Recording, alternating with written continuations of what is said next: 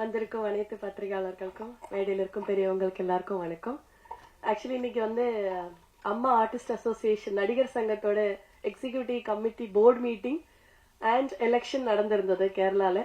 So அங்க இருந்த கொச்சியில, அதுக்கப்புறம் ஆஃப்டர்நூன் அங்க ஒரு அட்டெண்டன்ஸ் போட்டு அங்க ஓட்டிங் எல்லாம் பண்ணி முடிச்சுட்டு ஆஃப்டர்நூன் ஃபிளைட்ல இங்க சென்னையில வந்தேன். ஸோ இன்னைக்கு இங்க ரொம்ப மிக முக்கியமான ஒரு ஃபங்க்ஷன் நடக்குது அப்படின்னு பாலா மேனேஜர் அவர்கிட்ட சொன்னேன். லைக் நீங்க வாங்க, நல்லா இருக்கும், ஏன்னா நீங்க இப்போ ப்ரொடக்ஷன் எல்லாம் ஆரம்பிக்கிற மாதிரி ஐடியா இருக்கு, ஆண்டர்பிரனரா இருக்கிறீங்க அப்படின்றது. என்னோட ஃபீல்டு இப்போ நான் ஒரு பிராண்ட் ஒன்று லான்ச் பண்ணேன், ஒரு ஆர்ட் ஸ்டுடியோ 1 year ஆச்சு. ஸோ எங்களுக்கும் போஸ்ட் ப்ரொடக்ஷன்ஸ் ஒர்க் நிறைய இருக்கும்.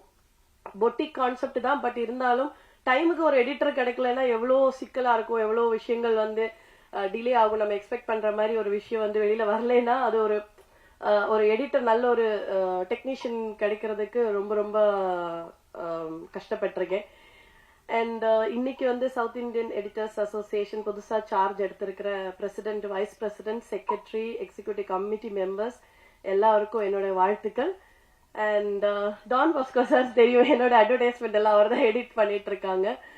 ஸோ சார் அப்பப்போ, ஏன்னா ஒரு எடிட்டரோட ஜாப்ன்றது ஒரு கேப்டன் ஆஃப் த ஷிப் அப்படின்னு சொல்லலாம். First captain of the ship director, second captain of the ship அப்படின்னு சொன்னீங்கன்னா எடிட்டர் சொல்லுவேன். ஏன்னா ஒரு நல்ல எடிட்டரோட கையில ஒரு படம் வந்தாதான் அது ஆடியன்ஸுக்கு புரியுற மாதிரி எடுத்துட்டு வர முடியும். இப்ப நம்ம நிறைய ஷூட்டிங்ல கூட நிறைய ஃபர்ஸ்ட் சீனு, லாஸ்ட் சீனு, அப்புறம் மிடில் சீனு, அப்புறம் சம்மந்தம் இல்லாத scene A, scene 2, scene B கூட 2A, 2B அந்த மாதிரி எல்லாம் எடுத்துருவோம். அப்போ சம்டைம்ஸ் காஸ்டியூம் சேஞ்ச் பண்ணிட்டு டக்குன்னு எடுக்கும்போது கூட சில கண்டினியூட்டிஸ் எல்லாமே மிஸ் ஆயிருக்கும்.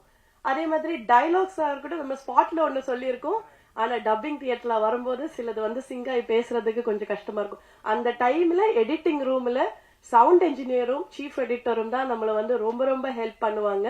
அண்ட் எனக்கு அது எக்ஸ்பீரியன்ஸ் ஆயிருக்கு. நான் இப்போ ஆர்கே செல்வமணி சாரும் எல்லாரும் சொன்ன மாதிரி ஒரு பிசிக்கலான எக்ஸ்பீரியன்ஸ் கிடைக்கணும்னா அது எடிட்டர்ஸ் ரூம்ல இருந்தாதான் நமக்கு புரியும். ஒரு சினிமால இவ்வளவு டிபார்ட்மெண்ட்ஸ் உழைச்சிருக்கேன், எவ்வளவு கஷ்டமா ஒரு படம் வெளியில வர்றதுக்கு இவ்வளவு விஷயங்கள் இருக்கு அப்படின்றது அப்பதான் புரியும். சோ எனக்கும் ஆக்சுவலி இந்த ஸ்கிரீன் பின்னாடி பிஹைண்ட் த ஸ்கிரீன் ஒர்க் பண்றதுக்கு ரொம்ப ஆசை. நான் கூடிய சீக்கிரம் ஒரு பிலிம் டெக்னாலஜி கோர்ஸ் படிக்கிறதுக்காக எந்த இடம் நல்லா இருக்கும் அப்படின்னு நான் தேடிட்டு இருக்கேன்.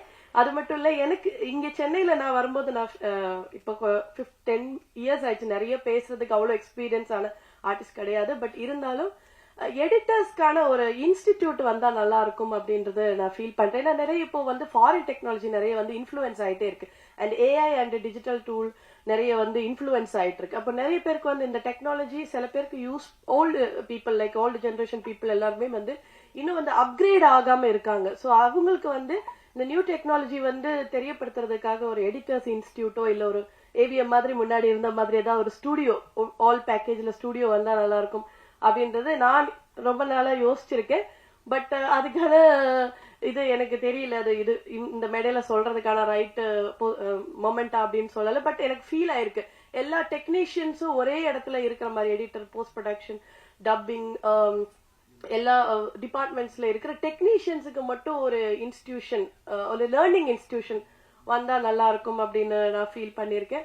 அண்ட் என்னோட எக்ஸ்பீரியன்ஸ் நான் சொல்லிட்டேன். ஸோ இன்னைக்கு இங்க வின் பண்ண எல்லா டிபார்ட்மெண்ட்ல இருக்கிற எல்லா நிர்வாகிகளுக்கும் என்னோட வாழ்த்துக்கள். அண்ட் என்கிட்ட ரீசெண்டா ஆதார் படம் நான் பண்ணிட்டு இருக்கும் போது ராம்நாத் சார் சொன்னாங்க, இனியா உங்ககிட்ட நான் ஒரு டைரக்டரை எதிர்பார்க்கிறேன், நீங்க ஒரு 10 வருஷம் கழிச்சு நீங்க ஒரு படம் டைரக்ட் பண்ணுவீங்க அப்படின்னு வாழ்த்தி இருக்காங்க. எனக்கு தெரியல அவர் என்னோட உள்ள என்ன பாத்திருக்காங்க, என்ன திறமை பாத்திருக்காங்கன்னு தெரியல. பட் சாரோட வேர்ட்ஸ் கோல்டன் வேர்ட்ஸ் ஆகட்டும் அப்படின்னு நான் ப்ரே பண்ணிக்கிறேன். அண்ட் இன்னைக்கு இங்க வின் பண்ண எல்லாருக்கும் வாழ்த்துக்கள். Thank you so much.